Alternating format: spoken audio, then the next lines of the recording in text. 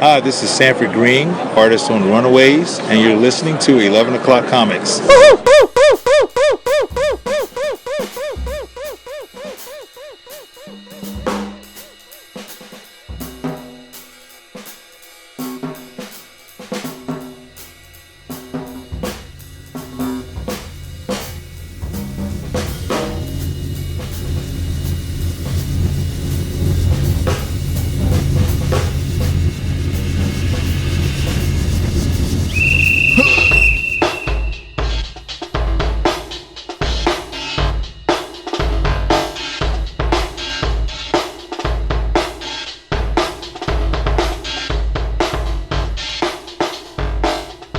Absolutely perfect.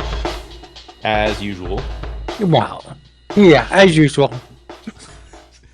You know, I try something new. I did that like 70s sitcom credits introduction where like the person turns to the camera and like either does the Isaac thumbs up. So I turn my whole body and turn my head. So this way I tried to get some force behind it. I love it. You would like that all the time. See, if we did video, people would see that. Half the people, if half the people are scratching their heads, who's this Isaac fellow that he's mentioning? Yeah. He is a fellow. And this is 11 O'Clock Comics, 10:45. I am Vince B. Damn, 10:45. Already you are Vince B. I am David A. Price. That, of course, is true, and I am Tom Holland. Yeah. You probably have more money than Tom Holland. Bro, that is so far from accurate. Dude, Tom Holland is worth like $50 million. Again, move the damn couch. It's got to be. Here we go. Here we go again. You're not Tom Holland. You're not. Even though he's a likable chap. You are Jason Wood here together again, thanks to cheapgraphicnovels.com. Cheapgraphicnovels.com. Omnibus edition, epic collections, DC's finest, trade paperback collections, art books, manga. You say you don't want to pay retail? Who the heck does? I don't want to. Go to cheapgraphicnovels.com because the prices will be far, far below retail price. And if that wasn't enough to wet your whistle, they have rotating sales, seasonal, and they have their ongoing Nick and Dent sale.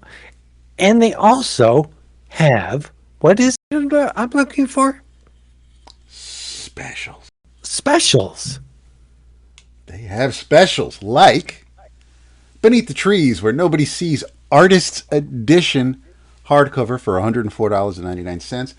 In the fall of 2023, Patrick Horvath and IDW Publishing released the first issue of Beneath the Trees, Where Nobody Sees Into the World. With its unique blend of beautiful watercolor art and shocking subject matter, it instantly lit the comic book reading world on fire and is one of the most popular original comic series of the last decade.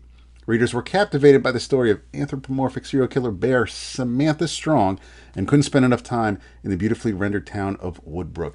This glorious collection features every single page from the first series and the 10-page short story Preludium, all presented for the very first time exactly as Horvath painted them. Full size, no digital adjustments. Experience the full force of the art that became this decade's biggest comic sensation. Also included are 6 clear overlay pages that showcase patch panels, enabling you to see the original art and the final art as it was published. We also have Big Burn hardcover, the regular edition for $22.50. Owen and Carly are the Bonnie and Clyde of the 21st century, a smooth, slick duo who pull off impossible heists and have the time of their lives doing it. But when justice finally catches up to them, they think it's all over until the devil himself offers them a deal, their freedom for their very souls. But they soon find out that without their souls, their love is missing too. So they set out to recruit a crew of the damned for the ultimate heist, break into hell, and steal their souls back.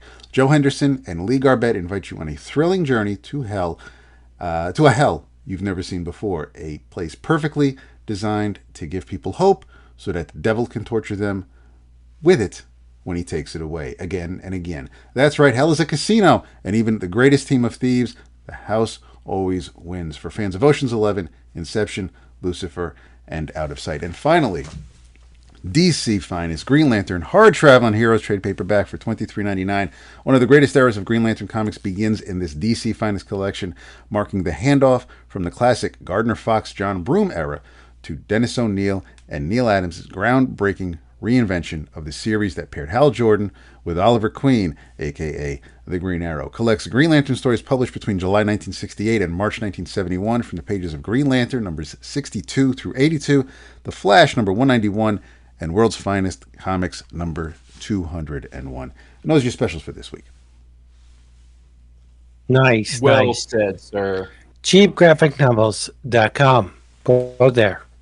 I cannot believe that. I love that idea, but I was shocked when I saw a Beneath the Trees artist edition. That's pretty flippin' cool.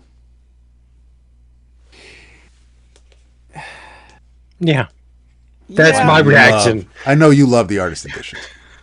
You're all about I love artist editions, but like, and as you know, I'm a fan of the work, but I don't know that like I'm a fan of the work because of needing to scrutinize Horvath's line intently. Like he draws like Richard Scarry. That's the conceit.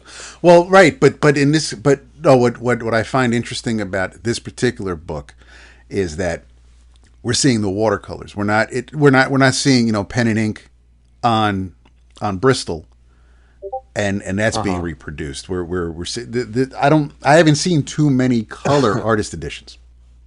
That's fair. Yeah, that's fair. I guess it's like kind of, there are just certain comic works where I adore the work itself, but I don't know that the art in and of itself is a pull for me. Like I just don't think of Beneath the Trees as that kind of book. Like to me, it's very much a storybook, and the novelty of the book is that it's a viscerally gory serial killer story set in the world of Richard Scarry. Like that. That's the conceit. Sure. So, yes. Yeah. Yeah. And I mean, and the words and pictures work together. I enjoy Beneath the Trees because I want the complete package. Again, seeing the pages oversized as they were originally painted, that's cool and all, but this isn't necessarily, and while I want to spotlight it because I think it's unique, this isn't an artist edition that I need on my shelf. This isn't Born Again, this isn't Perez's Teen Titans, this isn't Kane's Amazing Spider-Man. Those all mean something to me, not that Beneath doesn't, but yeah, it's one of those things that just caught me off guard, because normally artist editions are either works that have been around for decades or maybe even out of print that you can't find easily. But yeah, for something so new, it just struck me as interesting. For sure. Before we jump into anything else, I want to get this out up front while people are still paying attention to what we say, because I know that they tend to zone out once we start talking. Shout out to our longtime supporter and friend of the show, Mr. John Dudley. John, like many of our most ardent community members, is a comic book creator in his own right. And he is in the midst of a Kickstarter that I wanted to call folks' attention to. I will say up front that the thing that appeals to me and why it's getting a shout out is that, we are, I think, supporters of indie comics, period. And we certainly have read, enjoyed, recommended lots of comics created by friends of ours, right? And I think that we always try and be very honest about it. I will say, without any reservations, that the art in this book, because John shared the first issue with us a couple weeks ago, the art in this book is so superior to what you would normally expect to see in a self-published trying to get our names off the ground comic. I was floored. So yeah, I want to call people's attention. The good news too is it's already funded, so it's not like I'm doing one of those like charity, like please fund this. It's already funded. But there are 15 days to go, and so I just want to call people's attention. It is called Three Planes. The word three spelled out. Three, Three planes. Number one, the Kickstarter, you can just search for Three Planes. It is written by the aforementioned Mr. John Dudley and art by David Lopez. And I will just quickly read his preview. This is John's words from the Kickstarter. This is a comic book in the spirit of Jack Kirby's New Gods with some Rocky/Daredevil Born Again grit and a sprinkle of 80s action film kitsch. It's a tale built with zero AI or generated imagery, a handcrafted collaboration built with a love for a storytelling medium that burns to the core. But the proof, we think, is on the page, so we invite you to take a peek. And then he shows you the preview pages, and it's basically a female heroine, sort of high concept action thriller, and it looks great. And so, yeah, do go check it out. As is typical of a well-crafted Kickstarter, there are tons of different versions and tiers. You can just buy a digital copy. You can buy a printed copy. You can buy a variant cover if that's your kink. You can buy hardcover. There's all kinds of options. But the point is, I think it's worth your attention. As I said, he shared the issue with us a few weeks back, so I did read the first issue, and I thought it was quite good. And so give it a try. Support indie comics, people. Yeah, the art's amazing. Nice. Yes, it is. And I'd be lax if I did not have news of my own. Oh! We have 2 new patrons. Okay, Indeed. Yeah. Thank you to Bobby Lou. B-U-B-Y Lou, L-U is, I love that name, is a patron. And Kroger. I'm going to say Kroger because that's the way I want to pronounce it. So Kroger and Babaloo are our new patrons. Thank you so much for becoming a patron. Absolutely. Love to love you. Yeah. Yes. Vincent, what are you drinking on this fine evening? I am drinking a red blend. Just generic red blend? Yeah. If you wait, you'll hear the name. It's a Zinfandel, a Merlot, and a Cabernet. It's from 2023 in California, and it was made by Menage a Trois. The Menageums. There we go. Yes. Lovely. Well, I am drinking something, I guess, similar in that it's a red wine in a bottle, but that's probably where the similarities end. I am drinking a Brunello from Sangiovese called Tassi, Tassi. It's the Brunello di Montalcino. It's the 2018 vintage. It is quite exceptional. And I did want to laugh because I pulled up the page to talk about it, and there are, pull quotes as I want to read from a number of different wine rating organizations. And I just think it's funny because as much as I read them and it's for comedic sake, I sometimes read these and think, you are all frauds. Because, I'm looking at 4 pull quotes. One from James Suckling, one from Jeb Danook, one from Wine Advocate, and one from Venice. They all describe the wine in very, mellifluous, beautiful ways. And they all speak about the wine and all of the notes that they pick up. And every one of them picks up entirely different notes. So it's like, do you really chase these things? Yeah, for example, bullshit. James Suckling, I'm not going to read the whole thing, so I'll tell you the notes that James Suckling mentions wet leather, sour cherries, salted plums, mocha, and dried flowers. Okay? All right, fair enough. Danook mentions black cherry. Okay, so they both taste cherry. Respect. Leather. Okay, they both taste leather. All right, maybe there's some respect. Porcini and fresh potting soil. Wow. And then supple fruit, including black raspberry, fresh violet, and lavender. So I guess he also has flowers. So it's not like completely. I guess there's some commonality. But then Wine Advocate says black currants, cherries. Okay, so they say so. I guess cherries is the and then Venice maybe the conclusion here is that Venice is full of shit because then Venice says darkly alluring mix of crushed strawberries with hints of ashen stone, curry leaf, and exotic spices. So I guess they're the most different. But the point is, they all are describing this in a very different way.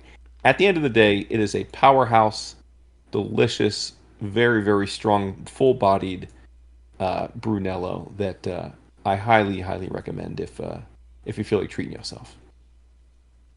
Would he be more bougie?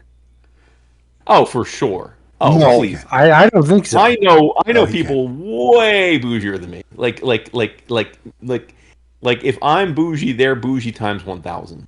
Wow, that's bougie. Oh, Yeah. I want to meet these people. You don't though. I don't think you'd enjoy them. No, you don't. You don't. I probably wouldn't, but I would want to I'm meet at like them. I'm at this very top end of bouginess that you can tolerate. Can I though? Can I though? Love me like I'm family. That's why I'm saying it's like if you just met me today, you'd be like this fucking prick. Yeah. Yep. It'd be a role reversal between me and you, Vince. That'd be great. Yeah. That's true. It's true. Oh my god. You hated me and now you love me. Yeah, let it. That and me being a diva. Those two things will never fucking die.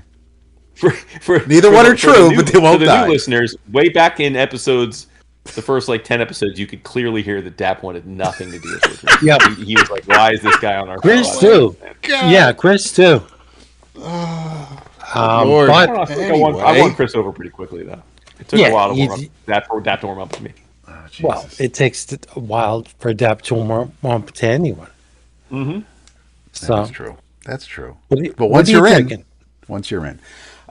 this is another 1,000 stories.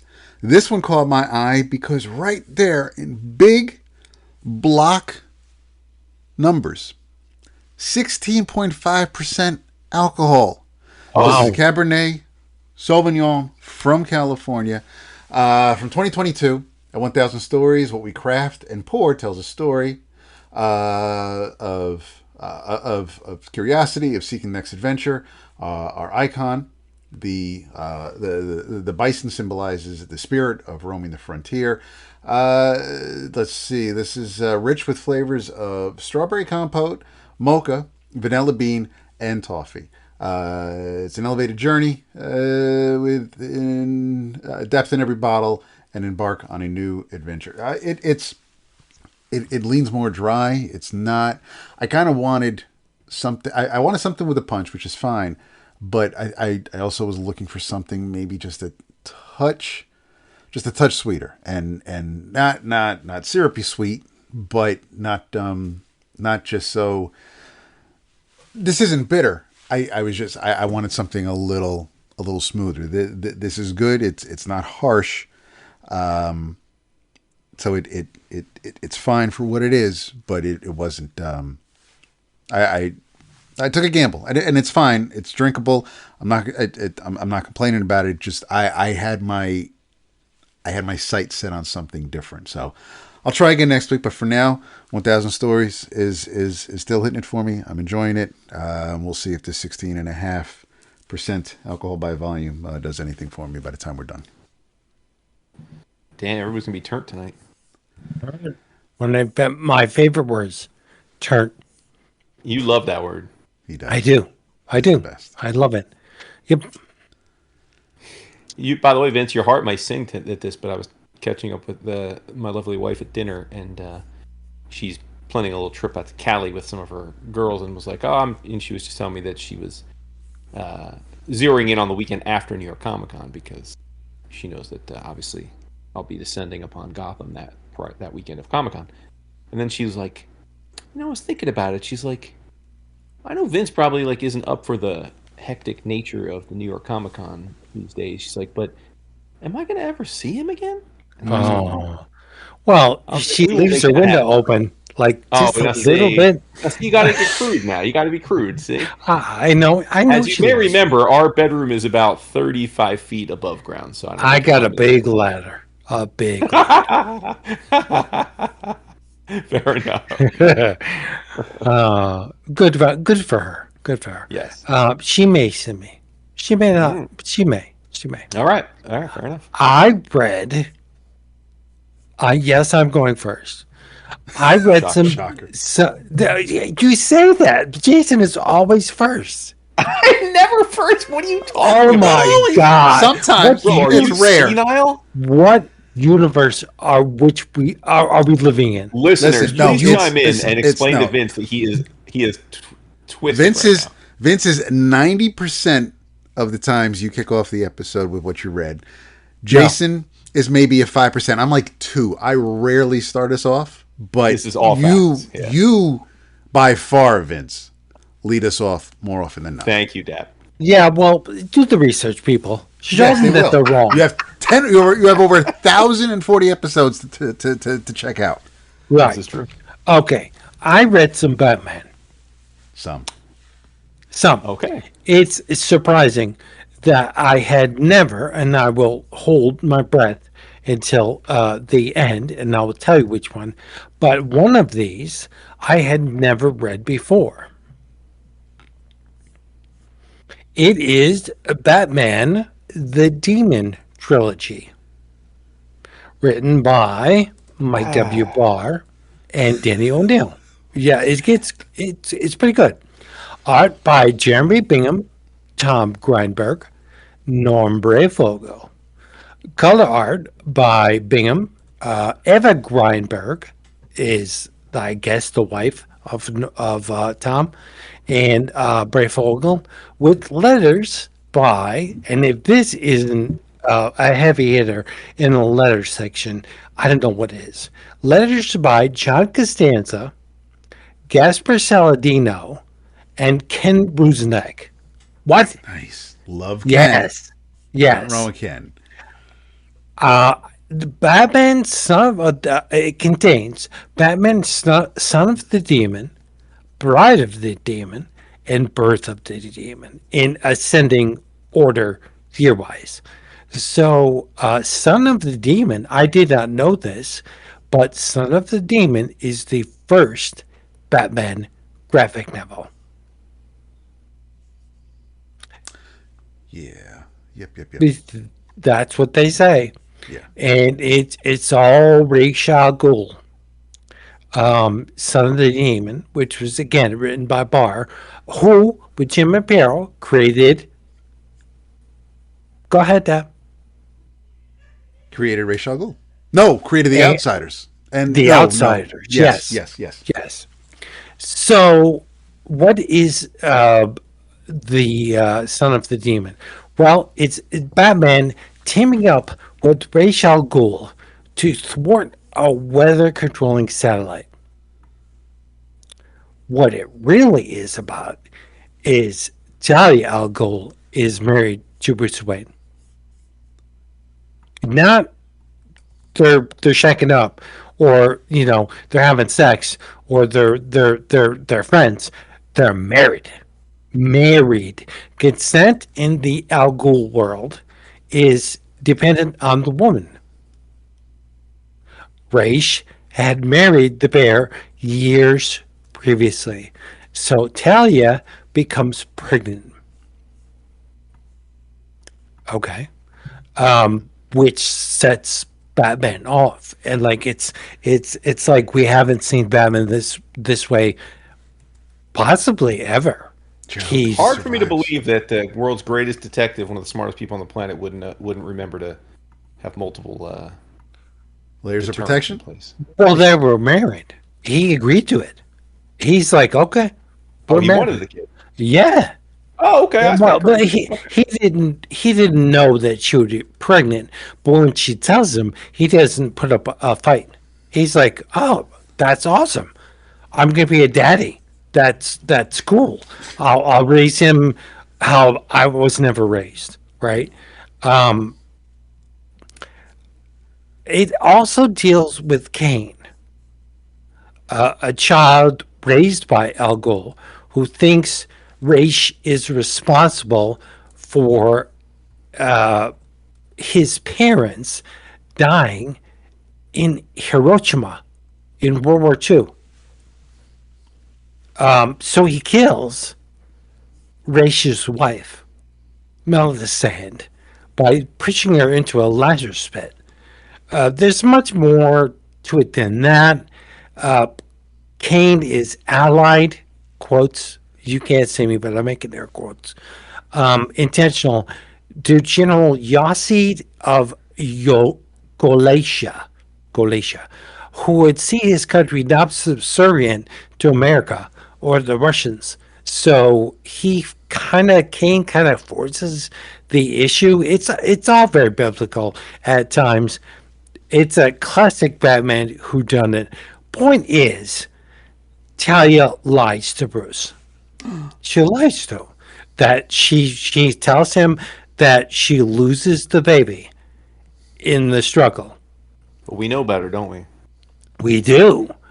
She gives the baby up, and she also gives a necklace that Batman gave her at the end. But to realize that Batman has a son and do nothing with it for decades is crazy to me. Like, it's just. Yeah, what's the delta between this story coming out in terms of time and Damian popping up? How many years are we talking? Decades. I don't know for sure how many, but at least 2, possibly. Yeah, because Grant took on Batman with Andy Kubert. It was well, I mean, it was well before Flashpoint. So it was it was the mid, just after the aughts, like the maybe the 2010s, 2012. It's crazy. Yeah. Which segues into Bride of the Demon, which was also written by Barr, but illustrated by Tom Grindberg. It's very complex. It deals with climate change, global warming. The ozone layer is breaking up. It could be. It is relevant, more relevant today than when it was written in the late 80s, early 90s, right? Tim is almost Robin. Fun fact: Tim is named after who? Who is Tim named after? Oh, wait, like Arnold Drake, like Tim, like his last name? No, or the name Tim. Tim, yeah, the name Tim. I don't know. Tim Burton. Son of a bitch. Oh, that makes me like him less. Oh! Wow. 2006. 2006 is when Grant Morrison started writing on Batman. Okay. Marv Wolfman created Tim in Batman Year 3, which was penciled by Pat Broderick. Yes, it was.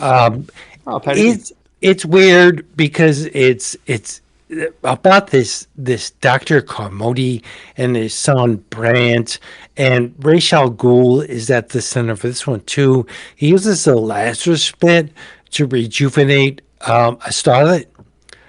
They get married, and he is going to repopulate the world with Ra's al Ghul thinking individuals. Okay.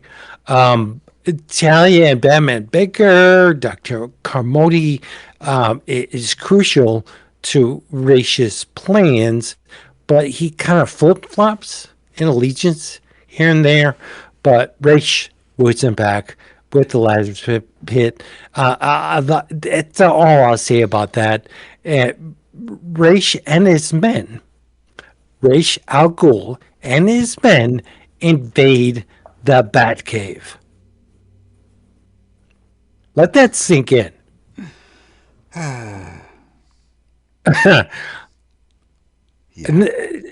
Bruce, a Batman, also gives away Tim's identity. He calls him by name. Tim, what are you doing? Like, what are you talking about? You just, not only is the location, anybody in the world can find out that Bruce Wayne is Batman based on the Batcave. All you need now, they didn't have cell phones then, but he gives away Tim's identity. So put Tim and Bruce together, you get Batman, right? It's crazy. The finally the third graphic novel in this collection was written by Danny O'Neill. It is Birth of the Demon, illustrated the best, I think, by Norm Breyfogle. Truth, it is the one I never read Okay. because I think Bride is not a fitting successor to Birth because it's too complex, it's too long. It's like, who cares about this Dr. Carmody? And we care even less about his son. So I figured, even though Denny's writing it, it probably stinks. And I was not wrong. Birth of the Demon is a mess. Neil Adams, Julia Schwartz, and Denny created Breyfogle, but even though it's the best illustrated, it's a catch up on the history of Ra's al Ghul, and it's mind-numbingly boring.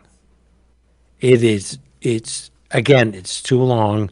It's Denny trying to fit a story within the confines of the graphic novel format. Ra's is dying. His son's lost legs. Bruce is infected with toxic waste. Ra's desperately needs a Lazarus pit, as does Bruce. So Talia goes to secure a pit, which is located on a lane line. It gets more boring from there. Like, that's exciting to me, but Ra's al Ghul's backstory, like 30 pages of it, not exciting, not interesting, but it looks good. Norm Breyfogle was a genius. I would suggest you read this because it's incredibly current. It's called Batman: The Demon Trilogy. What with Damien and all that? It's good. It's great, but it's an exercise in diminishing returns. Like, Son is great. Bride, Birth, forget it. Don't even read it. It stinks.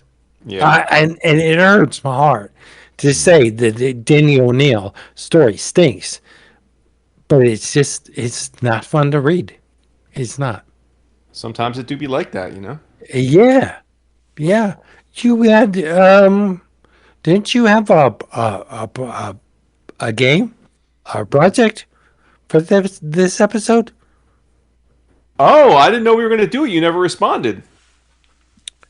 Oh yeah, you no, can I wasn't. I almost- was not prepared for this week. Yeah, shoot. Oh, Yeah, okay. now we're going to... yeah, because... Yeah, when I say, hey, what an idea, and Dap's like, oh, bet, and then you're like, crickets, I'm like, oh, maybe he's just busy this week, so we'll table it. Well, you should know that I'm going to go along with your little plan. How would I know that, though? Right. But yeah. it's verboten. It not verboten. It is law that I go All along right, with your well, plan. duly noted. We can we'll untable it next week. But I got a question that I haven't been able to answer myself, and that is, what was Avery Hill Press doing to market their comics 3-4 years ago? And I ask this because every fucking time I read an Avery Hill comic, I fucking adore it. But also, every time I read one, thinking I read the solicit and ordered it from, recently, like as if it's brand new, when I get the book and then I open it up, it almost always says originally published in 2020, 2021, 2022, 2019. And I'm like, oh, maybe it was published somewhere else and Avery Hill got the license. But then I look it up online and it's like, nope, originally published by Avery Hill Press. And I'm thinking, all right, well, something has changed because Now I see Avery Hill solicits and I buy them, pretty much like across the board. But they were putting these same books out a few years ago, and I didn't even know they existed. So I'm not quite sure what's changed. If they've just gotten better at marketing, or maybe they have broader distribution now, or I'm just more focused on them. I don't know what's changed, but I'm really happy that it's changed because I read 2 absolutely banger books that were published through Avery Hill this week. And the first is called Jinx Freeze. And it is written and drawn by a gentleman who goes by the name of Hurk. Hurk. That's a nom de guerre, as you might assume. I believe his actual name is John Thompson. He is a Brit, so don't hold that against him. But he's a Brit. Probably hangs out with Esmond sometimes, I'm sure. But this book was an absolute delight, and you both would love it for different reasons. I think the artwork would be an absolute tractor beam for Vince. And I think you also would enjoy the art, but I'm saying I think the artwork would really get Vince over the top with this one. And I think the story would get you totally over the top, Dap, because it is a incredibly complicated, humor-tinged heist book. It's all about a heist. Okay. Yes. Now, Jonathan Edwards is his actual name, so I knew I was in the ballpark, but Hurk's real name is Jonathan Edwards. But the book is it's a heist book. The heist happens immediately, like in the first opening pages. It is the whole thing takes place in a fictional seaside town called Riviera Blue. And what's really fascinating about this, at least from my perspective, is that Hurk plays with all the tropes of like pulpy detective noirs and heist action flicks, and mashes a lot of the stuff up, things that we're all fans of. But in 92, 94, something like that pages, he introduces 100 different characters. Now, I know some of our listeners are like, oh god, that sounds like a slog. It's really not. And I think that's one of the things I want to give a testament to, is that I think trying to introduce that many characters in a heist book of this size could be an absolute disaster. But I think he pulls it off. And the way he pulls it off is because he treats the book like, even though it's a graphic novel with one cohesive story from beginning to end for the most part, he jumps all over the place, and he treats the storytelling like 1 and 2 page comic strip vignettes. And I think when you dive in, like I just opened up the book and started reading. I didn't really have any context. I think as you're going, you have to give yourself a little grace at the beginning, because I was like 20 pages in thinking, I don't exactly know what the fuck's going on here. I mean, it looked good. It made me laugh. I thought it was fun, but I was like, I'm not quite sure I'm picking up all the threads. But to Hurk's credit, by the closing page, I was like, oh shit. Okay, it all makes sense. The other thing about this is the art style. Now, if I've seen Hurk's work elsewhere, I can't remember that I did. So in my mind, this is the first I'm seeing of his work. But he is very much a, I'd say his sensibilities are, he's like a classic underground artist. I think he's definitely inspired by people like Pete Bagg for sure. But he definitely also is a fan of pop culture. That I think there's definitely a lot of that worked into the storytelling. The line work's really dense. He uses screen tones. A lot of patterns like checkerboards. There's a lot of ink on the page. He's one of those people who I would say do absurdist characters, right? Like the people in the book are grotesque, right? They have like giant rubber noses, big droopy eyes, all kinds of really stylized anatomy. Almost like caricature work at times, but it's really well done. It's a really great version of that kind of art style. And I think that, where he, I guess, plays it true, like, he's very avant-garde in all of his approaches, except for, I think, the way he structures the comic, and that he uses pretty standard, grid layouts for the most part. Now they're angular, like he doesn't do rectangular or square grids per se, but like he's still very much a fan of like the grid, which is no shade. I'm obviously been reading comics for 40 years. I'm a fan of the grid too. But I just was totally captivated and enchanted by this book. I thought the art was great. I thought the tone. I sound like a broken record because I say that humor is subjective more than anything. So your mileage may vary, but I thought the book was funny. I found his sense of humor worked for me, and I just happen to love a good heist story pretty much in any form. So the subject matter in and of itself was a sell for me, and I was totally smitten. So if you like heist books, if you like indie cartooning that doesn't look like your run-of-the-mill superhero book, I think pretty much there's something in this for everybody.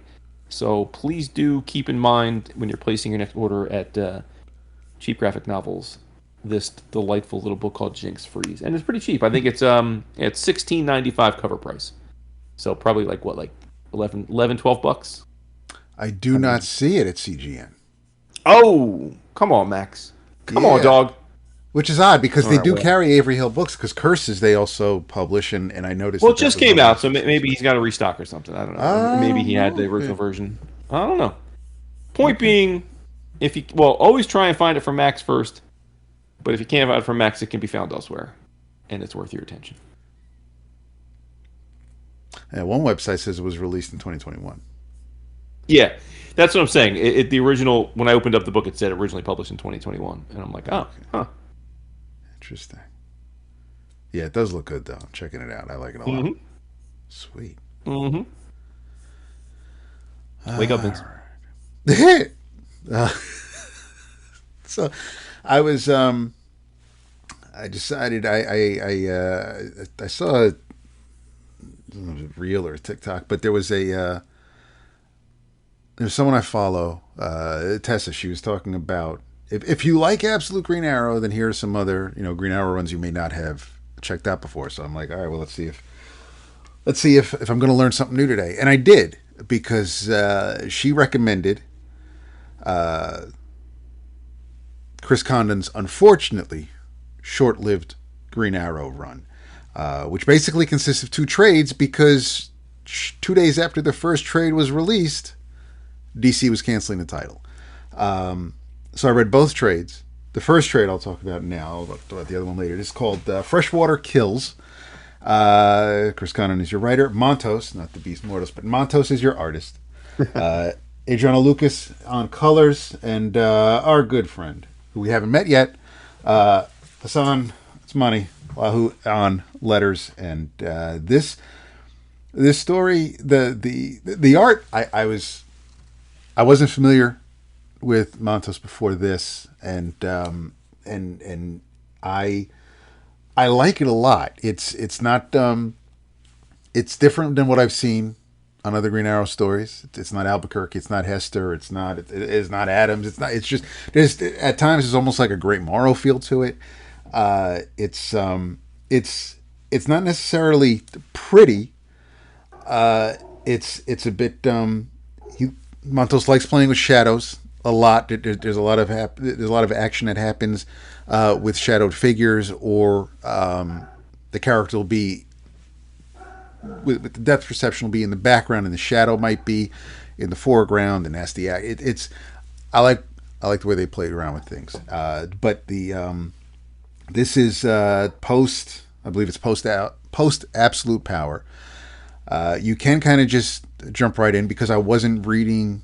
I checked out an issue here or there, but I wasn't reading Green Arrow regularly when this volume launched. And I wasn't reading it during the Absolute Power event.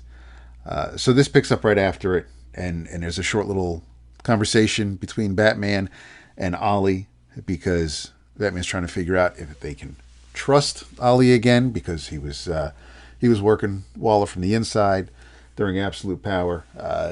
But he, I like, of the two, I like Crimson Sands, and that'll come across later. But this definitely reminds you that Ollie is no matter what his money may have allowed him to do as far as businesses go, he was helping a friend, and he basically became acting CEO for this company. This company, unfortunately, Horton Chemicals, they were they basically were pumping crap into the ground. They were infecting they were ruining the water supply, and so you have people in his community. Benzene is in their system. This one young boy, Kenny, he was getting seizures. Mom died of cancer. Other people were coming down. They were ill. They're getting sick.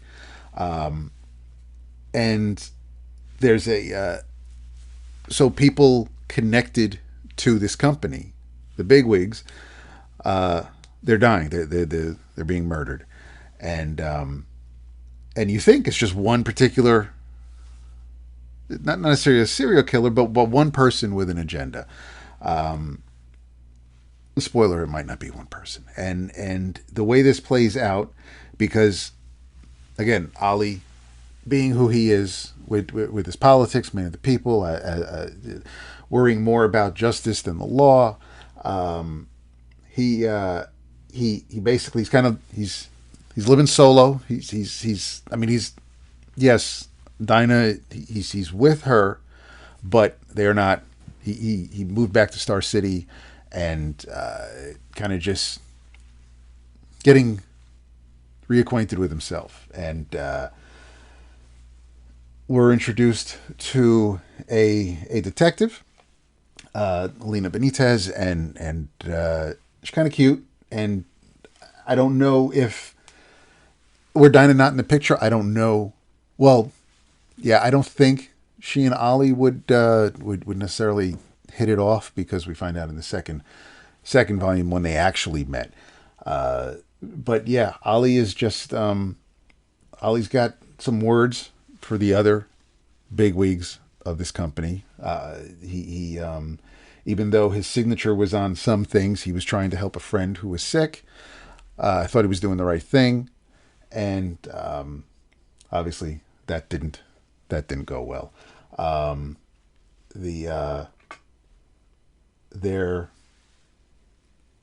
Also the detective Benitez has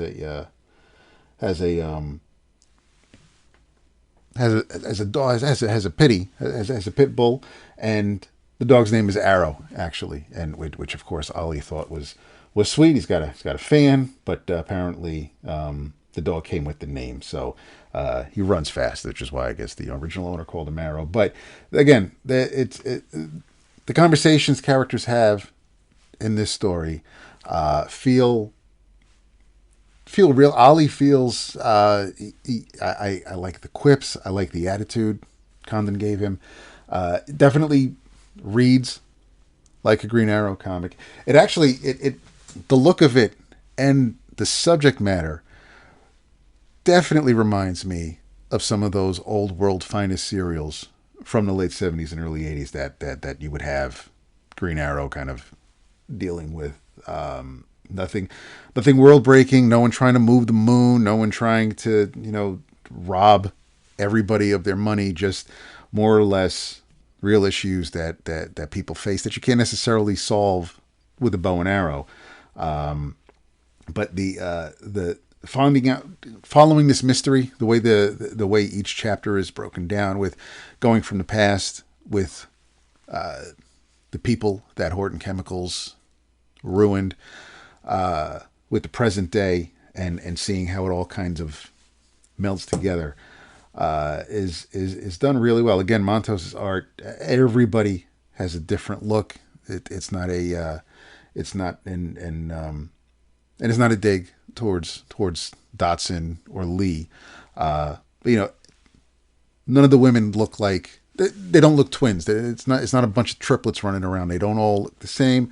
I really like the art. It's even the Black Canary scenes, which are just kind of like them just having a conversation while she's busting heads and Ollie's just kind of venting.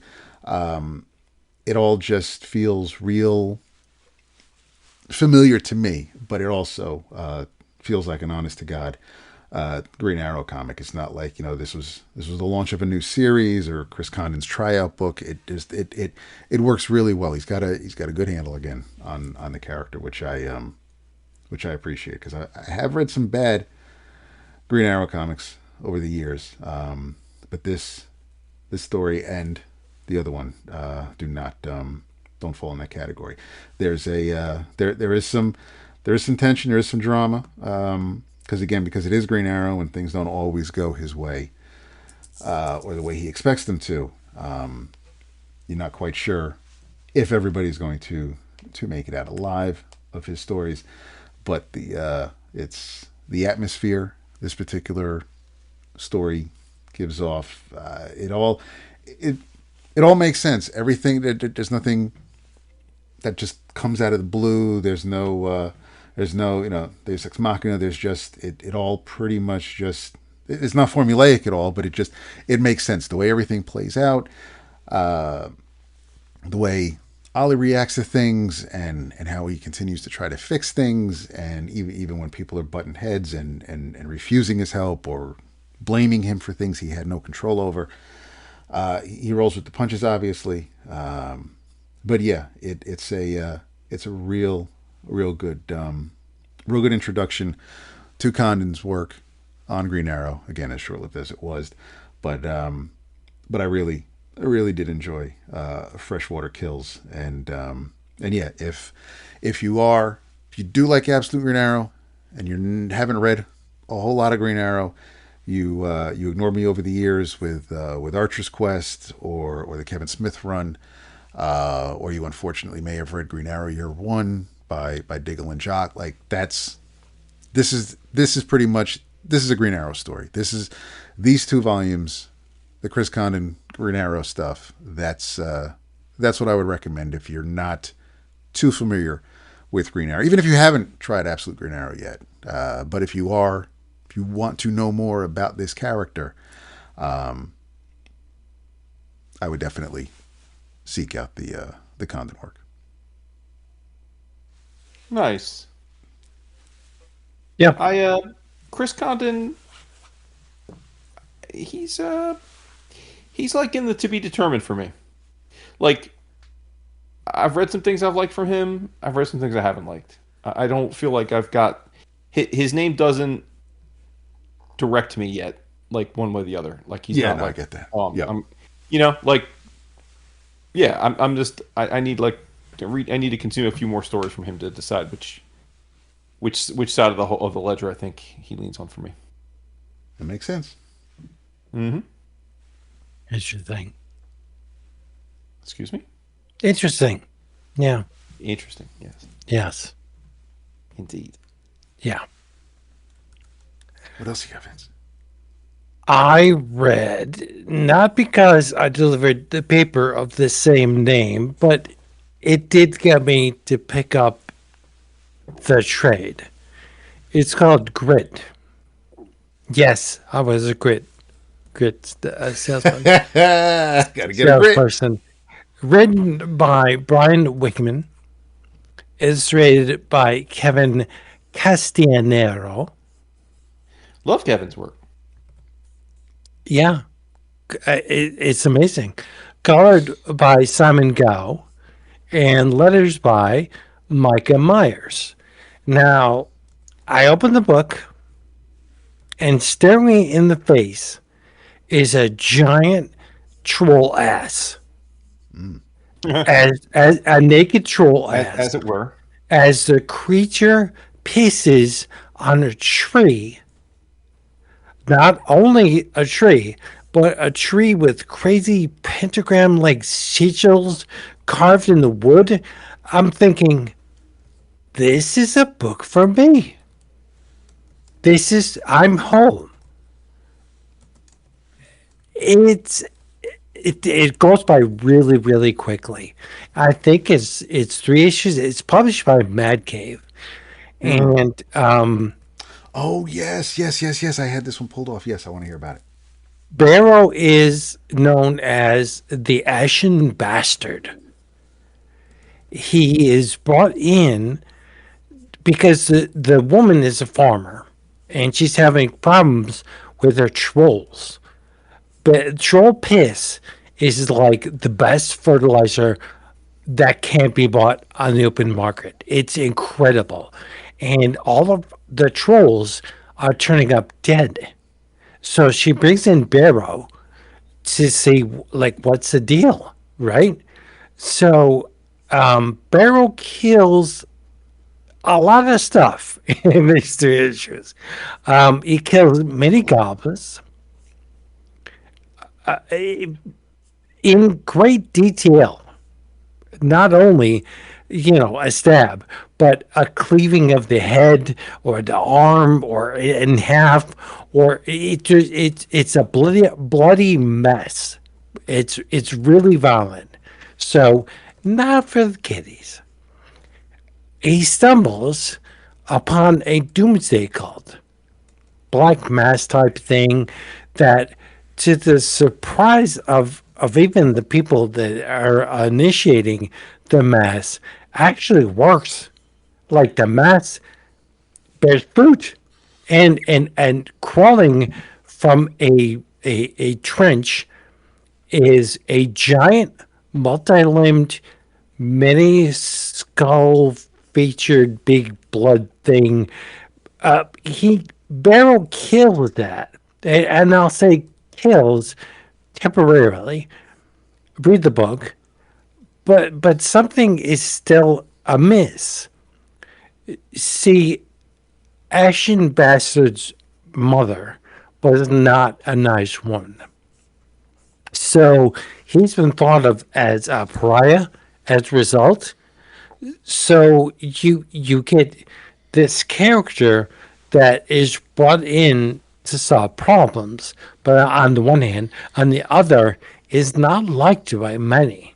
Like, he can do the job, but using him, we have to get Barrow? Really? There's witches in the book, and Barrow's foil is Ari, a leaf speaker, among other things. She's a tree hugger. In current vernacular, she's a tree hugger. She's an elemental witch type being that doesn't want to kill things, but Barrow has other ideas. They end up releasing this Greciel, the archdemon of the end times. See, it's an end times doomsday cult. So they release the demon, and the 3 issues, which go by really quickly, track the big blood demon and send it back where it came from. I absolutely loved this series. It's funny, it's violent as hell.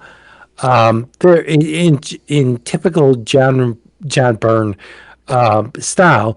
There aren't many backgrounds, but there are lots of trees. And the art is crazy because Barra has a small-ish head, but a giant barrel chest. So he uses an axe and a cleaver most of the time. And it's, like I said, it's blood-soaked. It's violent. It's raw. There's witches and demons and monstrosities, and it's disturbing. And it is a book for me. So, yeah, by all means, go and get some grit. It's like a quick read, but you will have fun. And that's what this world is about, having fun. Wickman, Castaniero, Gough, Myers. I thought it was great. It was just what I needed when I needed it. Mad Cave for another win, dude. Yeah. And it was originally published by Scout. Oh, it's a republish. Wow. Interesting. Yeah, there's look a at 3-issue series published by Scout 2020, 2021 or so. So yeah, and I believe they did have a Another trade. book that came out and we didn't know. See that? But It's I saw I saw Grit on the cheap graphic novels list. I might have even had it on the specials last week, but not on the show. I think you did. I think you did because yeah. And so I had my eye on it, but hearing you talk about it, Vince, it just it bumped it up for me. yeah, it's not a book for the timid at heart. It's very, very violent. Mm-hmm. Yeah, which is it's fitting. A violent book later. That's good. That's what's up. Yeah. Should we have a Mad Cave-O-Rama? Well, Of course we should. yeah. The Dirt Beneath the Devil, #1, by the aforementioned Mad Cave. I love it. Now, I there were two immediate draws for me with this book. #1, it's written by our boo Dan Panosian. Yes. Yep. #2, it's a Western comic, and we always say, ain't enough good Western comics out there. So they had me. They had me at the subject matter, and they had me at the writer. So I jumped in, knowing nothing else about it, and I gotta say, I very much think, and I don't know how to say this without sounding like a little bit like. I think Dan is getting better as a writer. Good. I wanted to think he's one of the best illustrators. Yep. Whenever there's a variant cover or a book he's illustrated, I will buy it in a second. Absolutely, but to be clear, But- and I know you're getting to that point, like he's the writer of this. He is not the artist. The artist is a gentleman named David Faraci. Right. Colors by Lee Lowridge. Letters by Pat Brousseau. I think Go ahead. no, that Dan is a great writer because it's a story that the art's okay. The art is not bad, Faraci, but the story, oh my God, is so good. Go ahead. Yeah, no, I was just going to agree. You came at it you came at it from the other side, but this was exactly what I was going to say. I very much would have loved if Dan wrote and drew this book. Yeah. I think I'd be marking out over it. I was reading the book thinking of what some of the pages might have looked like had Dan had the time or interest in drawing it himself. I don't think Faraci's a bad artist by any stretch, but I think he's a relative run-of-the-mill artist, especially with certain things that are hard for a lot of illustrators to do with that experience, like draw horses. But if you're going to be the interior artist on that Western, you gotta kind of know how to draw horses. Yeah. So I would say the art is definitely not the selling point in this book, but it's serviceable. But I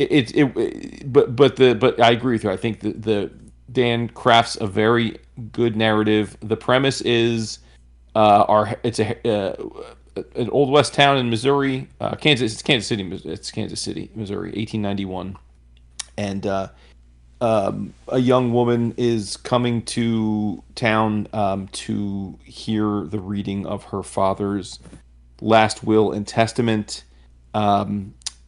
She, through the narrative, we know that she has never really had a relationship with her father.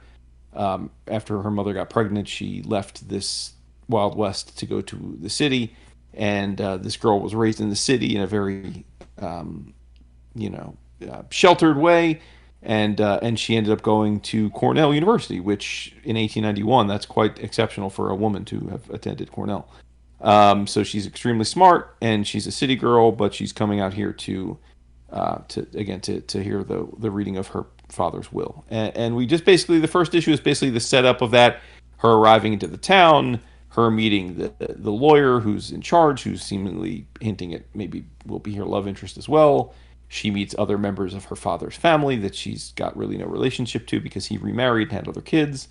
And we kind of get a setup with all of that, and then there's a big climax that ends the issue, which I think we should leave unspoiled. Yeah, it just came out. But it speaks to there being some measure of supernatural evil bad juju going on in this town and revolving around her deceased father. So, like you said, I very much like the story. I'm in. I'm going to keep going. I did not. The visuals were just serviceable. The story was enticing, and since it's a Western comic, I'm gonna continue with it. So, Yeah. So I think Mad Cave did a good job here. If and when we see Dan at New York, I'm gonna say, bro, why didn't you draw this yourself? Yeah, right.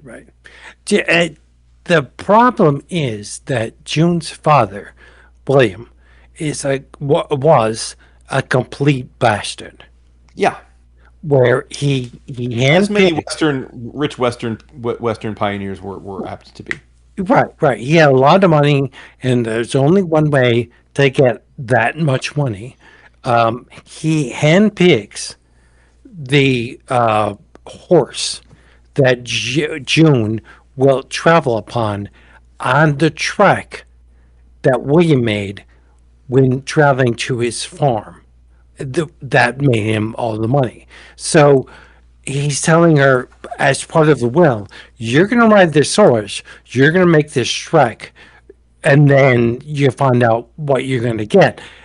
But the horse is called Hendido, where I think the horse is either possessed by the devil or the spirit of William. We don't know yet. It's only the first issue, but it's crazy how good of a writer that Dan is when he's primarily known as a formidable illustrator. Yep. Yeah, and Dan, and I mean, he does the covers, and the cover of the second issue, which we see at the end of the first issue. So Yeah. it is the horse in question with two blood red, like bleeding eyes, and but it's two eyes on the same side of his face, like he's some kind of like alien or demonic creature. Yeah. So Yeah, it's nuts. I loved.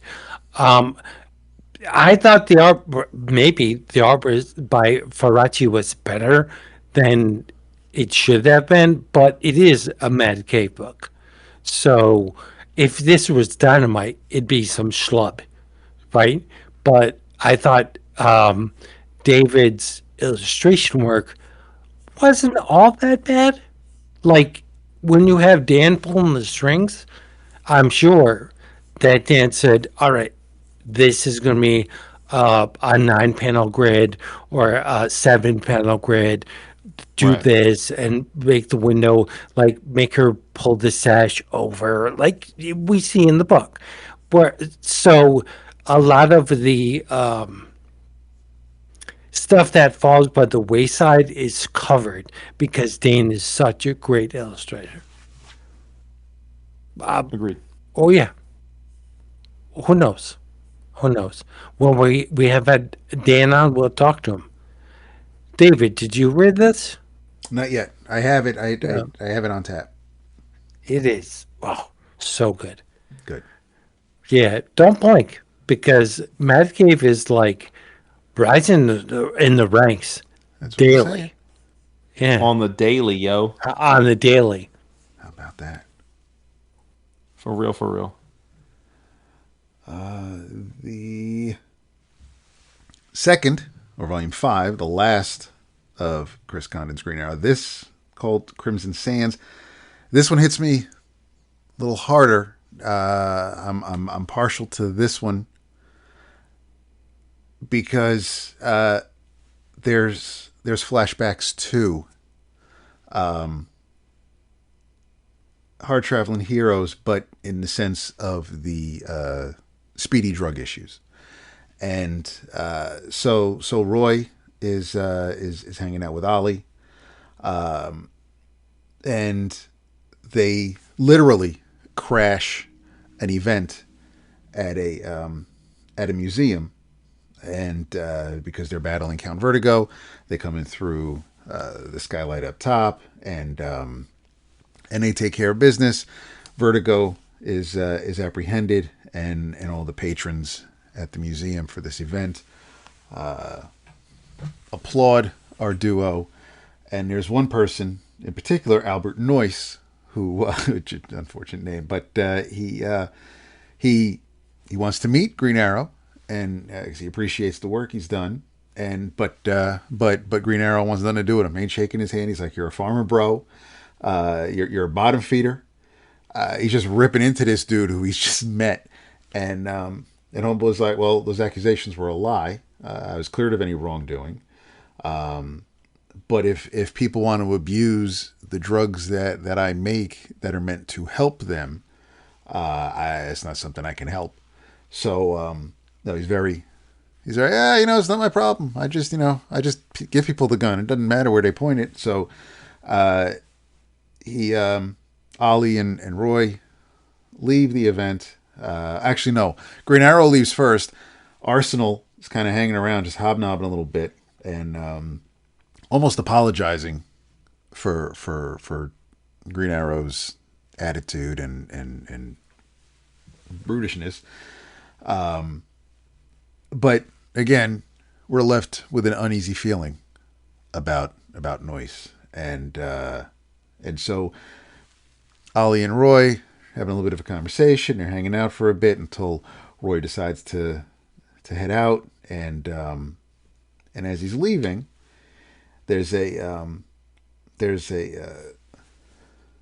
vagrant. There's someone who is in need of help, asking for help, and Roy's going to see what he can do.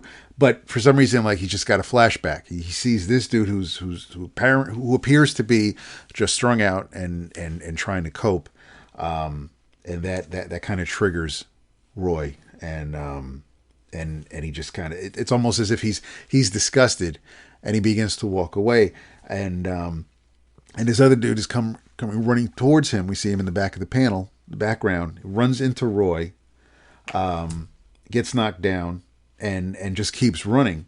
So Roy hears these moans and these groans at the other end of the alley, and it's this big dude who's been stabbed with an arrow, and so Roy's trying to help the guy, and all of a sudden this red mist appears, and is this dude dressed in red, and who also has a quiver and a bow, and he shoots Roy with the arrow, and it's not a regular arrow. It's been modified. It's basically like a giant hypodermic needle, and he's now has this drug going through his veins that this person who calls himself the Crimson Archer has dubbed Crimson Sand. In its concentrated form, it's quite deadly, as you'll soon find out. Welcome to your overdose, courtesy of the Crimson Archer. And he leaves Roy squirming on the ground. And then future chapters in this volume show some flashbacks between Green Arrow and Ollie way back when. Ollie gets woken up because Dinah is calling him to let him know that Roy's in the hospital. He's in a coma, and so Dinah is there. Leanne, Roy's daughter, is in the room, and they're all just kind of waiting for Roy to wake up. Ollie is beyond pissed, but he's got to keep it cool because he doesn't want to go too far off the deep end with Leanne there. Even though she tells him, "Listen, your father's strong. He's going to bounce back. He'll beat this." And the doctor's like, the coma was, it's from an overdose. And Ollie's just adamant. He's like, "No fucking way. My son is clean. He's been sober. There's absolutely no way. He's got a family. He's not shooting up. There's no way he's doing drugs." And the doctor's like, "I don't know what to tell you, man. Like, he had it in his system. Like, I know what you're feeling, but this is how it is." So there's some Montos who I found out has an actual name, is Osvaldo Pestana Montpellier. So I go with Montos too. I like the shortening of it all, but he does some pretty interesting homages to Neil from the Hard Traveling Heroes days, with some flashbacks and what Ollie's thinking about. We do find out that the Crimson Archer and Noyce do have a connection. It actually goes back to when Ollie was kind of like almost like a mercenary or a gun for hire, and it's somebody from his past, from before his Green Arrow days, but after he taught himself to use a bow and arrow.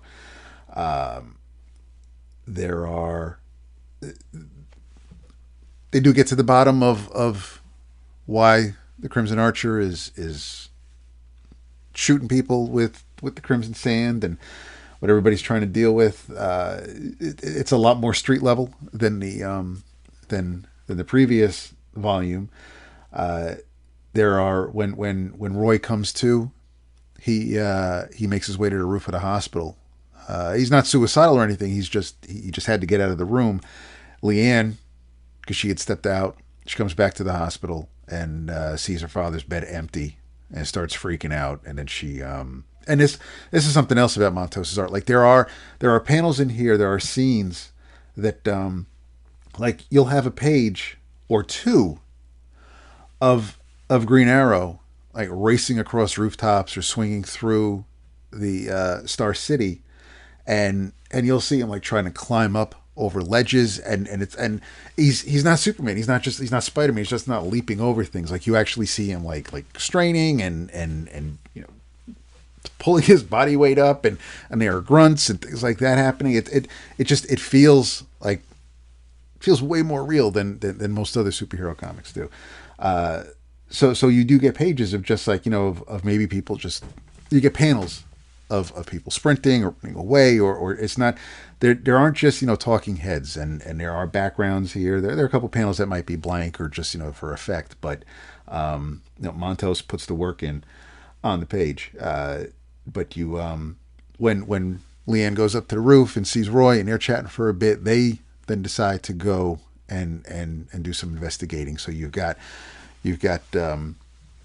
Baby Cheshire and Arsenal swinging through Star City looking for things, while Green Arrow is hanging out with Detective Benitez again, trying to get to the bottom of things, as he's piecing things together from his past, and he finds where Crimson Sand is being manufactured, and he doesn't treat the facility with kid gloves, but this was a really strong story as far as a foe that Green Arrow and his sidekick can face together, and is actually a threat.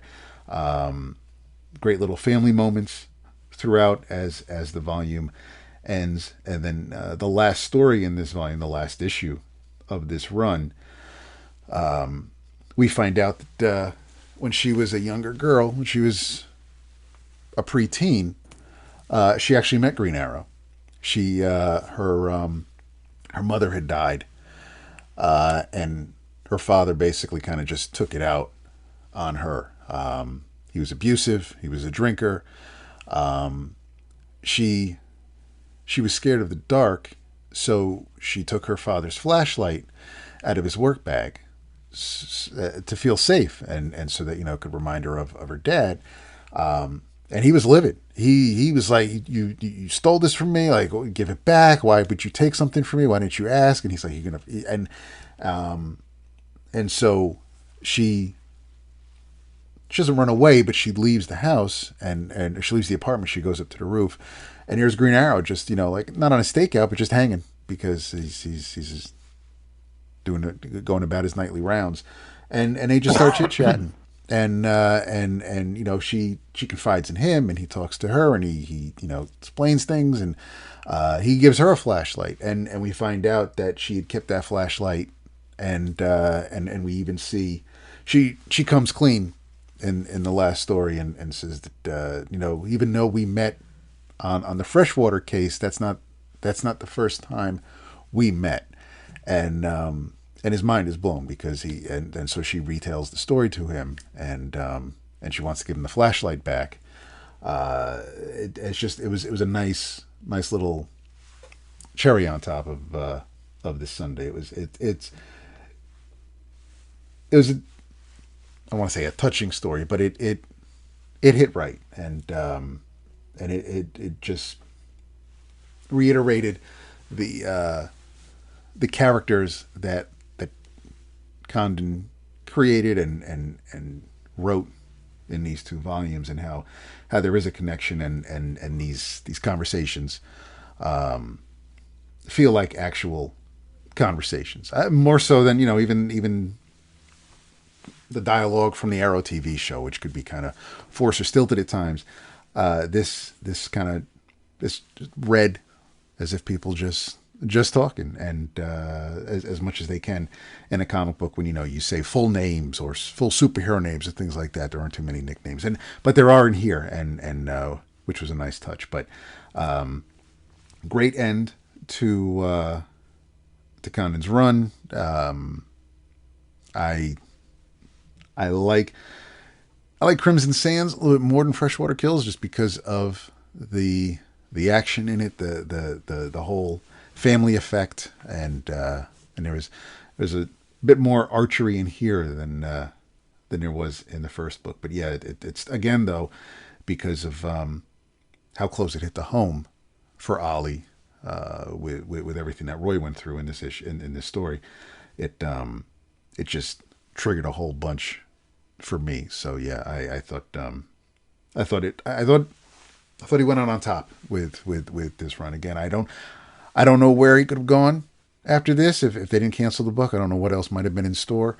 But I dug it a lot. So yeah, if you can find it, well, not if you can find it, but if you can get your hands on it, if you see it out there in the wild, and you're looking for a solid Green Arrow story, Crimson Sands is definitely up there. It's one. It is one that I think I will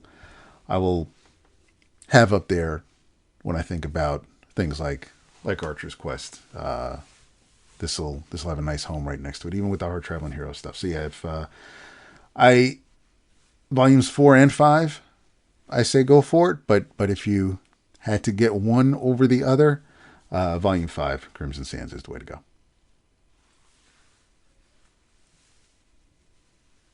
There you go.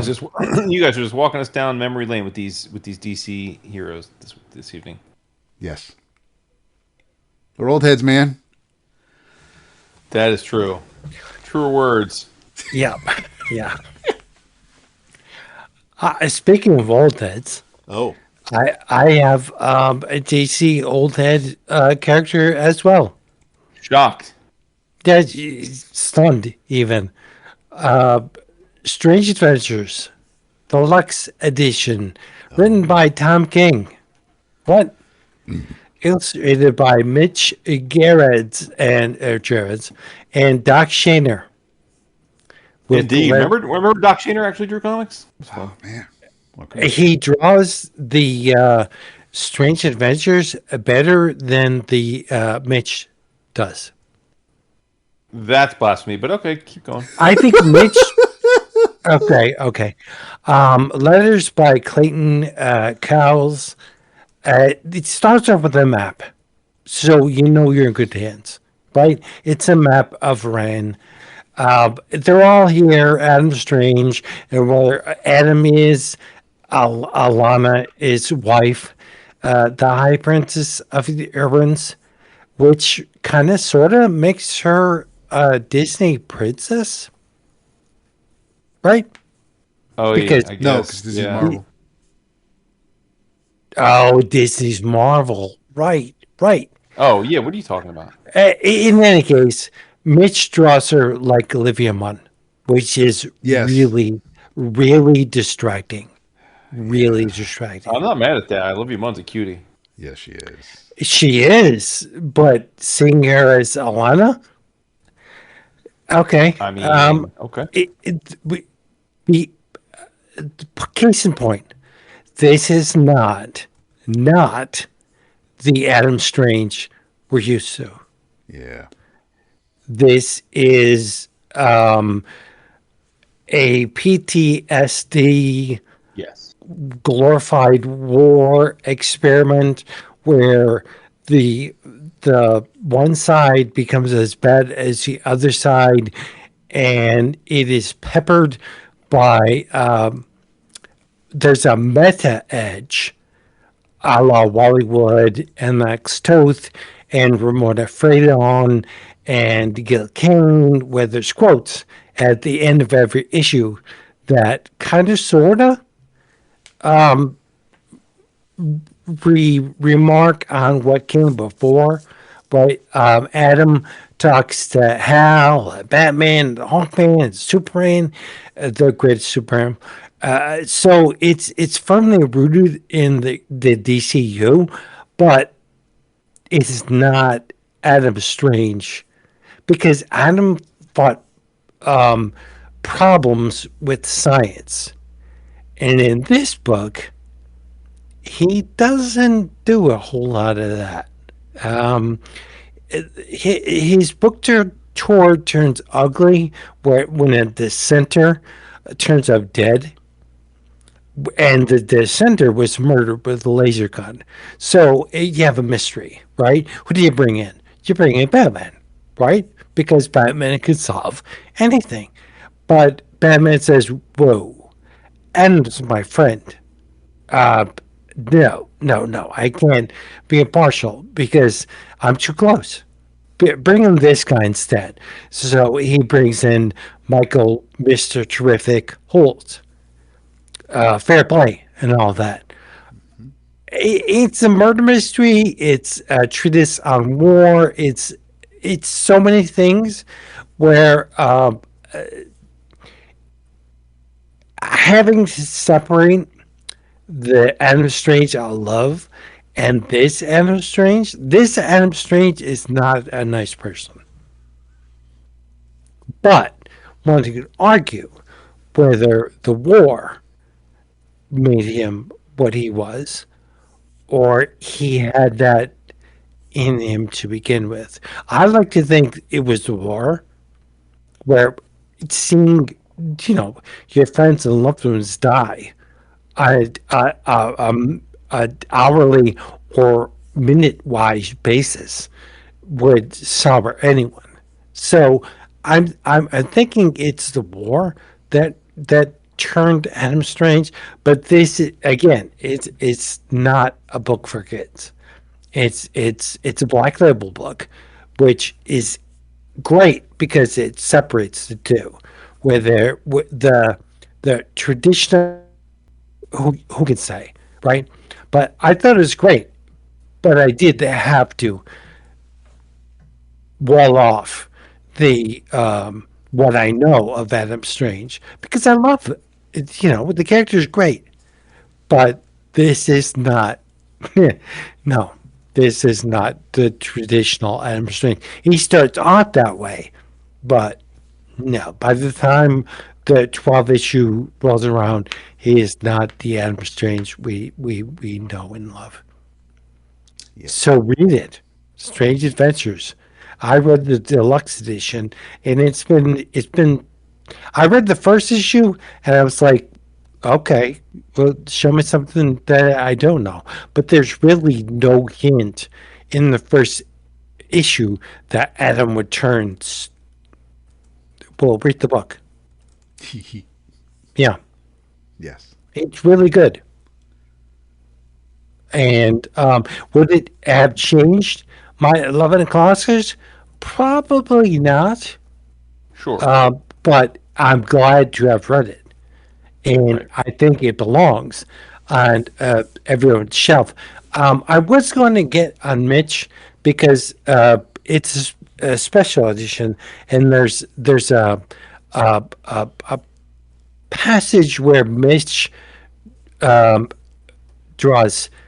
sculpts heads, and I'm like, oh Jesus, because the Mitch sections, which is the present, and the Doc Shaner is the past.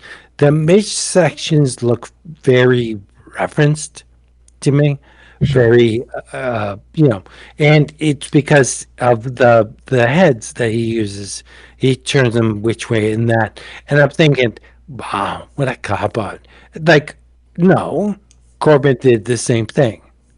So he wants to get the shadows correct. I can't blame the guy. That's right. But yeah, read Straight Adventures. It's very good. Very good. Very good.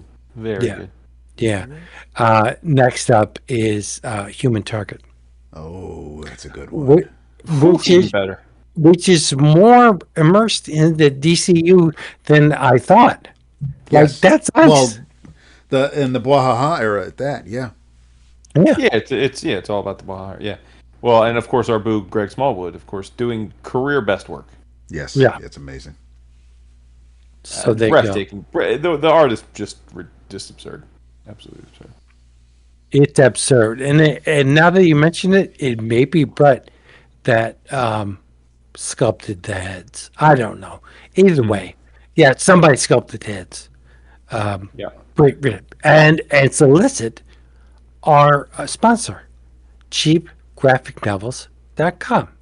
cheapgraphicnovels.com. And check out our Patreon page, patreon.com/11 o'clock comics. 1 no apostrophe. 3 tiers, all you need to know. And leave us a review. Please. Whether it's words or star or both, do it. Because it matters. Yeah. Shout out to those What? who give us who leave Spotify reviews. Yeah. Artwork. Big shop. I want you to read The Horror of Godzilla, #1, which again is definitely not for kids. It's violent, it's disgusting, it's got profanity in it. It's not for the kiddies. Okay? It's written by Ethan S. Parker and Griffin Sheridan. Now, I've heard those names before. Where have I heard them? But Godzilla Escape the Dead Zone. They are the writers of that. So, this is the same universe that Tim Saley et al. Are working at IDW, the Kaisei era of Godzilla. Illustrated by Tristan Jones, color by Josh Burcham, and letters by Tom Napolitano. It is, well, the crux of the biscuit is that in discovering the Kaisei energy, wow, we could save humanity. Interesting. Okay. But instead of saving humanity, they ended up waking Godzilla from hibernation. It takes place in 1954, where they're trying to save the planet. In effect, they doom the planet because the Kaisei energy doesn't help humanity, at least not in this form. If you get it starts to rain, and if you get any of the rain on you, it either sloughs off the skin, killing you, or turns them people into kaiju, hideous kaiju. Should you read it? I'd say yes, because it gives a nice picture of the before and the after. Like, this is before the stuff happened in the Pacific Northwest. This is before the Dead Zone. This is before everything. Godzilla is a monster in this. Quite literally. In this issue. Like, he is possessed. Well, I'd be pissed too if somebody woke me from an ancient slumber. But That's how we feel every Thursday at 8 o'clock. yeah, we do. It's crazy. And before you call Paul thinking that I don't like the art, I do. It's just more real than I'm used to. Mr. Jones illustrates the horror of Godzilla with striking realism. where it's pretty unsettling to see the skin and the transformation of the people, which is rendered in graphic detail. So read The Horror of Godzilla, #1. Any of you read it? I did. What you think? I echo a lot of what you said. I liked the premise a lot. Like I thought it was cool, and like we were saying a few weeks ago, I mean, Godzilla's there's a lot of banging Godzilla comics lately.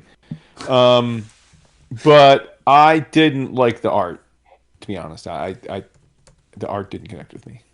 Like I was reading it, thinking, man, I wish that insert the many great Godzilla artists we've gotten over the last 5 years. Like if I would love to have seen one of them draw this book instead.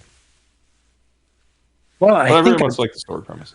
I think Godzilla is going to be shown in shadow for the most part, whereas the exacting nature of the transformations, I think this Tristan Jones was hired because he not only draws a really good Godzilla, but there's very little that's left to the imagination. Right. When these poor people they change. But I thought it was great. Nice. I'm glad that there's a cohesive, because they could have did 4 Godzilla books, and each picked their own premise, but they're connected, and I think that the Kaisei is very important and a novel take on that kaiju. I'm along for the ride in all the books, all of them. All of them. Yep. Well, speaking of violent and bloody, I was not really expecting this. I probably should have. In a previous limited series, Star Trek Red Shirts, a bunch of red shirts were sent to a planet. Basically, it wasn't necessarily a suicide mission, but the one survivor we find out is actually a plant. And in the first issue of the next limited series, Star Trek Red Shirts, Ghost of the 21st Century, this one written by Gerry Duggan, which was a nice surprise. Art by someone I am not familiar with, but I want to get to know more about. Scott Buoncristiano, and colors by Charlie Kirchoff. And Charlie Kirk. please don't. Jesus Christ. Isaac Kirchoff. Didn't expect you to recommend this book to have. Oh yeah, we are. So there is the cold open. Basically, there's they do. It's about the Romulan Empire, and there is basically there's a group of Romulans. We'll basically call them the Dagger, and so they're sitting around a table. They are they're discussing a valuable asset that they lost to Starfleet Academy, and or to Starfleet Security rather, and so there's a spy inside Starfleet that the Romulans have installed, and the tip of the Dagger has decided to join the group on this day because there was a message that the tip had to deliver to the group in person, and that was basically eliminating one of the members of the Dagger, who was a Vulcan spy, and that spy was detected because of that Starfleet asset, and this was all by design. There's a human. His name is Miller. He was a castaway from his first mission with the Federation, they and he drifted into Romulan territory, and that's where they found him. And his loyalty's been tested. And so because he's in Starfleet and now he's been promoted to captain because of the events from the previous miniseries and in missions since then and leading up to this, because this story is about a decade later. So he's the captain of a ship, and there is a sort of, there's Section Null, which is a secret Starfleet directorate that was ushered in on with Miller's constant urging for this group, for this separate section within Starfleet to be created, because he's proven himself, because of all the missions he survived and his accommodations. He's moving up, so he's in charge. But it turns out that all Section Null is, all these red shirts do, is they kind of just loot and not necessarily marauders. They're almost like buccaneers. They're dealing dirt. They're not what Starfleet's supposed to be. And so one mission that apparently that you would almost think that they were being sent to their deaths because they know too much. There's one particular ensign, Harry Dubert, and he's not exactly, I wouldn't call him Starfleet material, because we find out that he's kind of got a crush on this Andorian named Lina, and she's teasing. She keeps giving him like the cold shoulder, and he's telling her, look, listen, I got the night off. We can go in and hang out. She's like, no, we're good. And so he says, she goes, all right, you know what then? I'm gonna give you one more chance. Don't be late. Show up tomorrow for dinner, and you can tell me all about how you got into Starfleet, and all about your time at the academy. And it looks like, regarding flashbacks, at least what he's thinking, he's I don't know if he was like necessarily a domestic terrorist, but he was a thief who got caught and was sent to prison. And Miller is going around asking if anybody in this place is looking to finish out their sentence in space as members of Starfleet. They recommend Dubert, and he says, listen, you can serve out the rest of your sentence under my command in Starfleet. So he does. And so there's this mission that all these red shirts are going on, minus Dubert, because he decided to he dipped out. He decided not to go on this particular mission. So there's a whole, it looks like there's going to be an exchange of valuables for drugs. But when the shuttle lands on this planet, turns out it's a trap. They can, as long as Starfleet gives up the Latinum, they can leave with their lives. And they're like, hell no. So they're like, we're the law around here. They start firing. Couple of officers get killed. I mean, there's way more blood than I'd ever expect to see in a Star Trek comic. And one of the cadets, one of the red shirts, goes to grab the one of the caches of goods, trips a landmine. He gets sent flying. Half his body gets sent flying into the air, into the opening door of the shuttlecraft. And then the people who, the aliens, the ones who set up the trap, they end up calling on a Mugado, which is that white looking ape beast with the horn.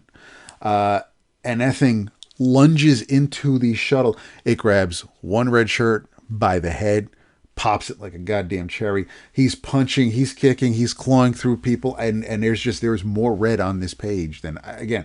So the shuttle, Ritko, the pilot of the shuttle, makes it back to the ship, tells Dubert to clean up the shuttle and do a great job because I want to be able to eat off that floor. My man Dubert looks inside. There are rib cages and hands and arms and heads. It looks like something out of Texas Chainsaw Man. It's a wild panel, and Dubert has had enough. Demands, punches Ritko right in the face, and then Dubert runs to the computer to open up a secure channel to Starfleet security. Unfortunately, Miller intercepts it and tells him it's not a good look if you want to go and run to Starfleet security. And Dubert's basically giving him an ultimatum. And so they're kind of at an impasse. Miller's not happy, and he's going to have to do something about Dubert because it's going to be a problem. Dubert, of course, has to get word to Starfleet, and he really can't in the situation he's in right now. And then there's another twist before the issue wraps up, which I'm not going to spoil. And it's as much as I enjoyed the previous Red Shirt story, this one looks like it's going to blow it away. I just the art alone, I'm in love, but the story itself and just how different it, and it also feels different because it was mostly narrated by Dubert. It wasn't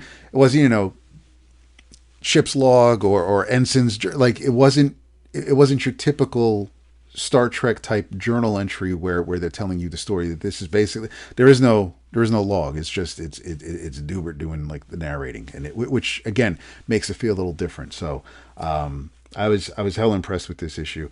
From IDW, in your travels, Star Trek Red Shirts, Ghost of the 21st Century.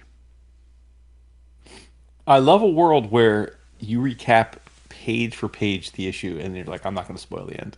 Yeah, I'm not. It's in your travels too. You gave us a Yes. fucking full Yes. script recap of that issue. Oh, because I loved it so much. Normally I I'm don't. gonna spoil the end. Like what? Like what? No, That's crazy. because there's still more. That is some wild recapping. I love I'm it. gonna give you 98% of the book. Yes, I'm not gonna yes, I am. Yes, I am. Oh my god. Just to That take. better be one fucking hell of a cliffhanger. Jesus Christ. Your mileage may vary. I dug it, but okay.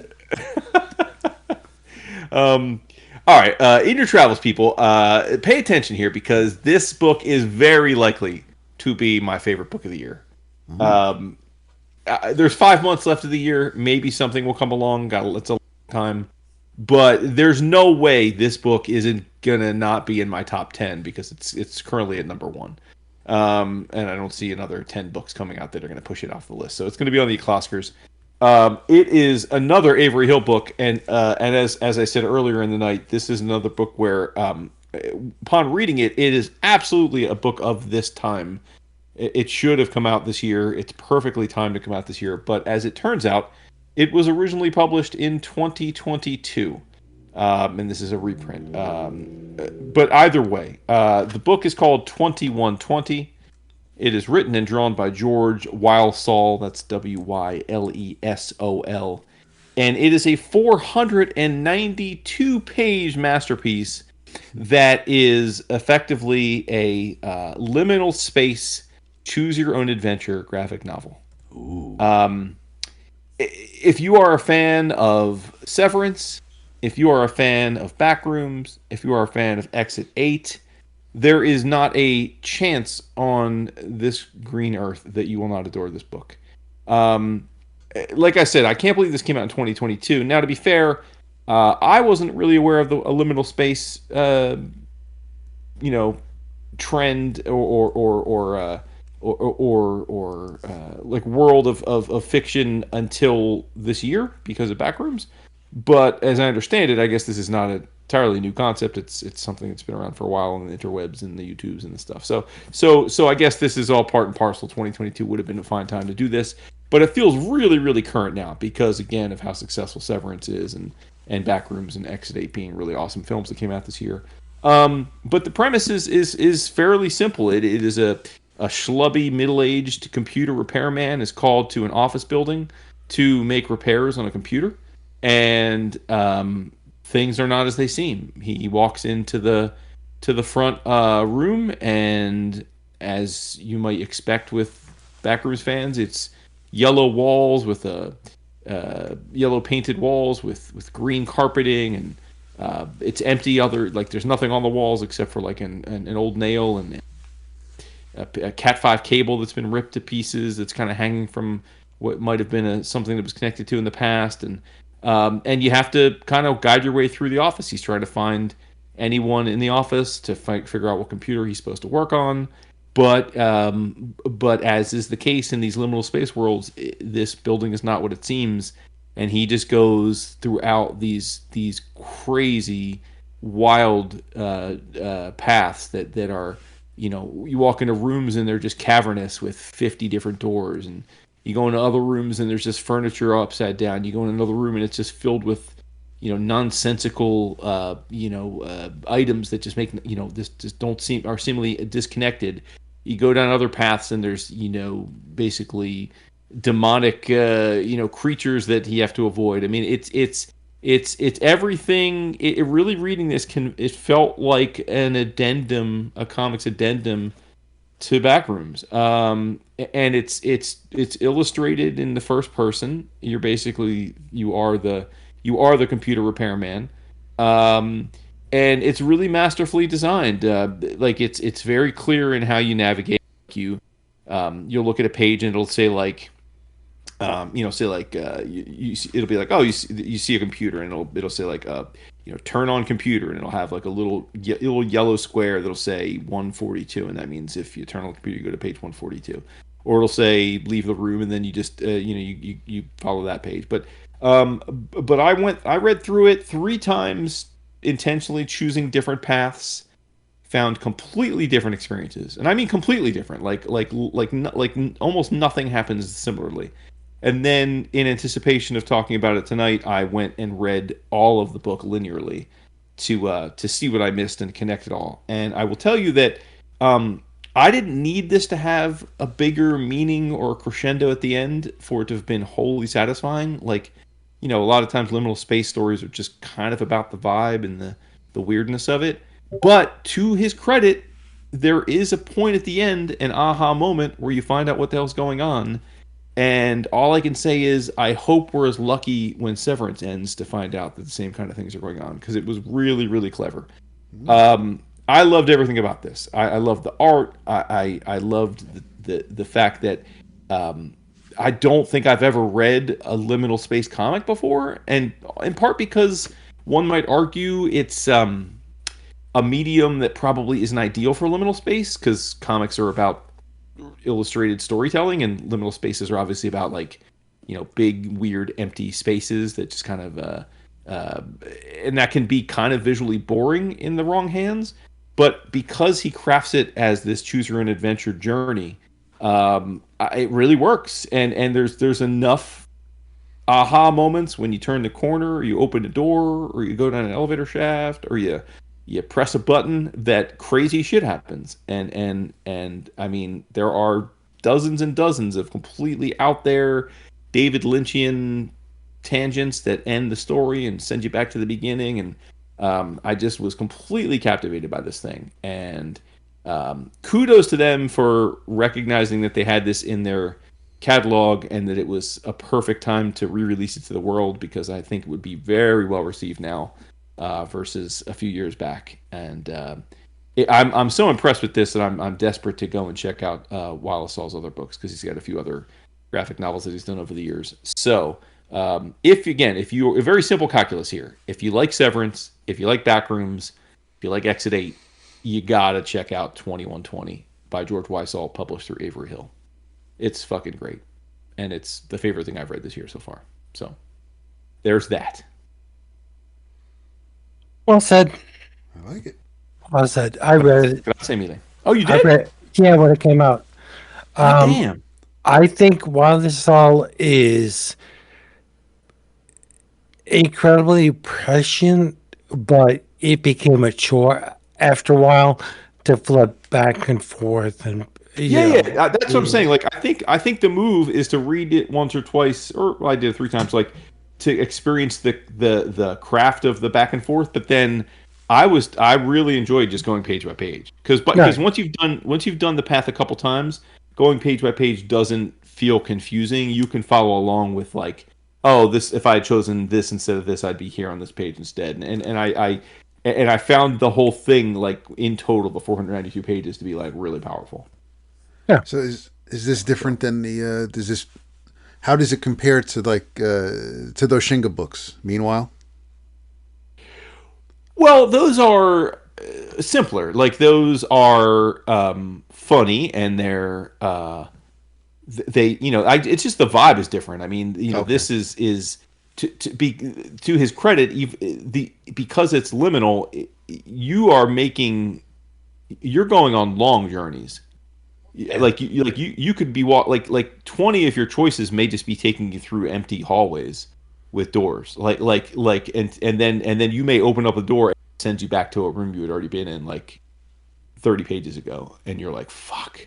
So it's designed intentionally to frustrate you, because the whole point here, like with backrooms, is he's stuck in this building. Like he doesn't have any idea what he's supposed to do, how he's supposed to get out. All he wants to do is get out, but there's a reason he's there, and there's a Yeah. purpose, and he's got to stumble upon it. So And the illustration is done in a super clean line style, yeah, where I think that George uses Illustrator a I lot. was reading about it. Yeah, he uses Adobe Illustrator, which is Yeah. the same that I mean, again, it's kind of like how dude homeboy made Backrooms. He used that software program that everybody uses. Right.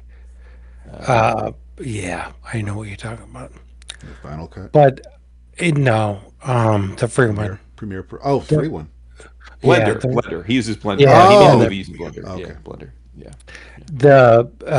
well, I think the graphic novel is beautiful and thick as hell. But Yeah. Digest size too. maybe I have to revisit it because I got tired of flipping. Like I never read it sequentially. Right. Well, I get that. Like, and I think that because it's so big and there are so many different paths, I could see people be like, get the fuck out. Because the first time I read it through, I basically like read for, I don't, I'm guessing maybe like 60, 70 pages, and then ended up back at the front door. And I was like, what the fuck? I'm like, Yeah, huh. I'm like, huh. I'm like, all right. I'm like, hmm. I'm like, I don't know. So I intentionally, and then I think the next time I only lasted maybe 25 pages, and I didn't die per se, but like something happened where it was like I was like, oh, this isn't all right. I'm pretty much, this is pretty much not the way I wanted to go, I'm sure. So yeah, like I said, so I think I mean I'm so impressed with the craft of doing I mean, any choose your own adventure is tricky because you got to map it all out, but to do one that's 492 pages, yeah, I it takes mean, some doing. there are probably Yeah, thousands of different paths. I mean, I didn't do the math, but there are probably thousands of different paths that you could read this and have a different experience. right. So There you go. there it is. Do yourself a favor, Go see please. Spider-Man this weekend. Yeah. And say good night. Spider-Man. Yeah, yeah. Poor Tom Holland needs your help. David, I'm just excited. I want people to see it so we can talk about it. I'm mad excited Yeah. for it. Good yeah. night. Enjoy. I